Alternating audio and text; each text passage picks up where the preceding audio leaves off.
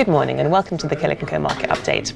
We've had a couple of good pieces of data out of China this week, and the first of those was GDP growth for the first quarter. So that came in at an annualized rate of 6.4% versus expectations of 6.3%. So only a small beat, but potentially quite good for sentiment in the short term. And these strong numbers do imply that perhaps some stimulus measures that China has been enacting over the last few months are starting to take effect. So over the last few months, China has been allowing its banks to hold a lesser level of cash on reserve, and that should free up a greater level of cash for those banks to lend out to small and medium-sized businesses in the hope of promoting economic growth. And as yet, it's still too early to say whether or not those schemes are working, but the early signs do seem to be quite positive. A second piece of good data from China this week was industrial production.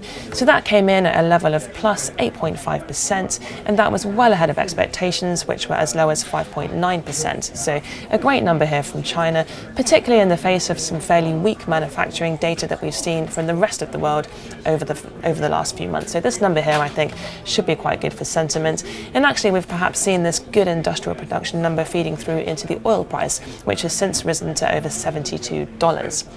Now, it's been a very good year so far for the Chinese stock market. If you have a look at this chart here, you can see that over the course of 2018, the Chinese stock market was very weak indeed. In fact, it lost over 30% of its value, and the main reason for that was concern over the trade war between the US and China.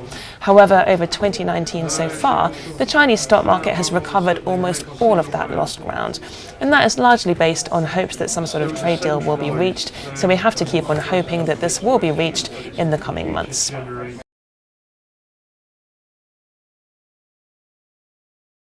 And here in the UK this week, we've had some fairly weak data covering the housing market. So some data that came out on Wednesday showed that house prices in the UK in the year to February rose a measly 0.6% throughout the whole year. But in London, prices actually fell 3.8%. So very negative data indeed. And over the past couple of years, we have been hearing a lot from business leaders saying that it's very difficult for them to make decisions because of Brexit uncertainty.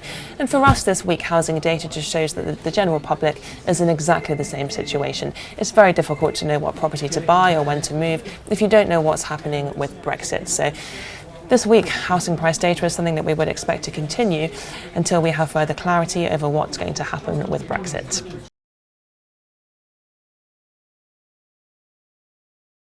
And finally this week, we've seen some weakness in the healthcare sector, particularly over in the US, and this is due to a proposal from the Democrats to provide Medicare for all. They want the government to become the single payer for all healthcare products and services in the US. Now, this is an incredibly drastic proposal, and it would go as far as to make private healthcare insurance in the US illegal. So this would completely upend and disrupt the entire US healthcare system. And for that reason, it's thought to be very, very unlikely that this particular proposal will go through. And in fact, back in 2017, Bernie Sanders put through a similar proposal which failed to make it through the Senate.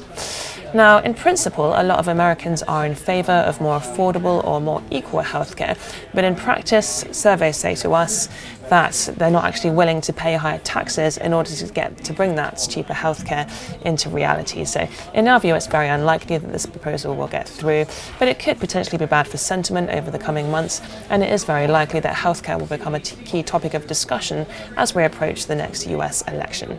Moving on to the week ahead, it's a fairly busy one for technology stocks, and we have got results coming up from Microsoft, PayPal and Visa. That's it from us. Have a great Easter, and we'll see you next week.